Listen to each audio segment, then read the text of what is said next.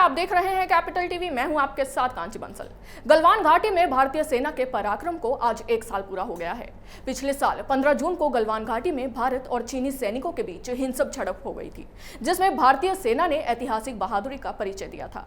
इस झड़प में 20 भारतीय सैनिक शहीद हुए थे, लेकिन हमारे जाबाजों ने 60 से ज्यादा चीनी सैनिकों को मार गिराया था। आज पूरा देश शहीद हुए सैनिकों को श्रद्धांजलि दे रहा है। ये रिपोर्ट देखिए।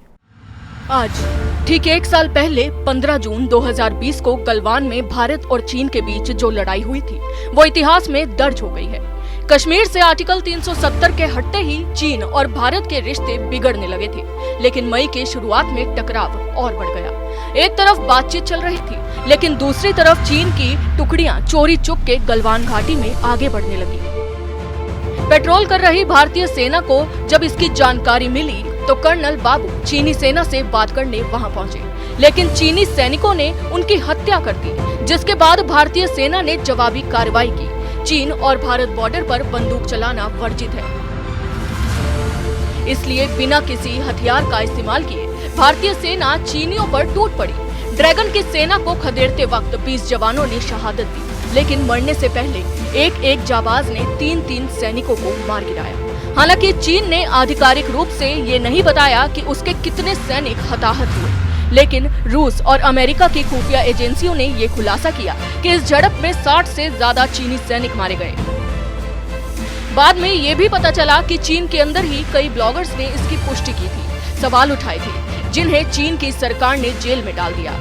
गलवान में मिली हार के बाद चीन ने फिर चतुराई करने की कोशिश की। गलवान का बदला वो पैंगोंग लेक के पास जमीन हड़पने जुट गया, लेकिन यहाँ भी भारतीय सेना ने मुस्तैदी से मुकाबला किया और 1 इंच जमीन भी चीन के हाथ नहीं लगने दी। अगस्त के अंत तक पैंगोंग झील का क्षेत्र एक युद्ध क्षेत्र में बदल गया था, क्योंकि झील के दक्षिणी किनारे पर चीन की कैलाश रेंज में प्रमुख पर्वत शिखर पर भारत ने अपना कब्जा सुनिश्चित कर लिया था। झड़प के बाद चीन ने कई बार भारत को अपने लड़ाकू विमानों से डराने की कोशिश करी ताकि भारत हार मान ले, लेकिन भारत ने अपने घुटने नहीं टेके। उसके बाद भारत के भारतीय वायुसेना ने सुखोई 30, MKI, जैगवार और मिराज 2000 जैसे प्रमुख लड़ाकू विमानों को पूर्वी लद्दाख और LAC के आसपास के इलाकों में तैनात कर दिए। लद्दाख के बॉर्डर पर ड्रैगन को मिली हार से चीन बौखला गया है। पूरी दुनिया में उसकी नाक कट गई है। अब हालात ये बन गए हैं कि ना तो चीन अपनी सेना पीछे ले जा सकता है और ना ही भारत से मुकाबला कर सकता है।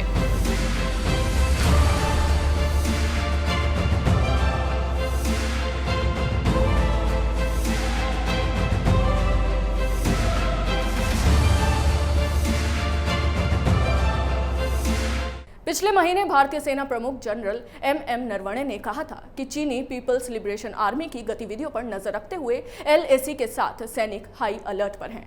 अभी के लिए बस इतना ही। आप देखते रहिए कैपिटल टीवी। नमस्कार।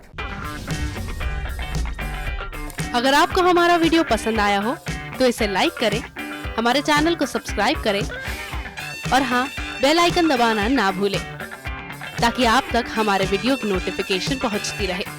आप अपना सुझाव हमें कमेंट बॉक्स में दे सकते हैं। हमारे साथ जुड़ने के लिए शुक्रिया।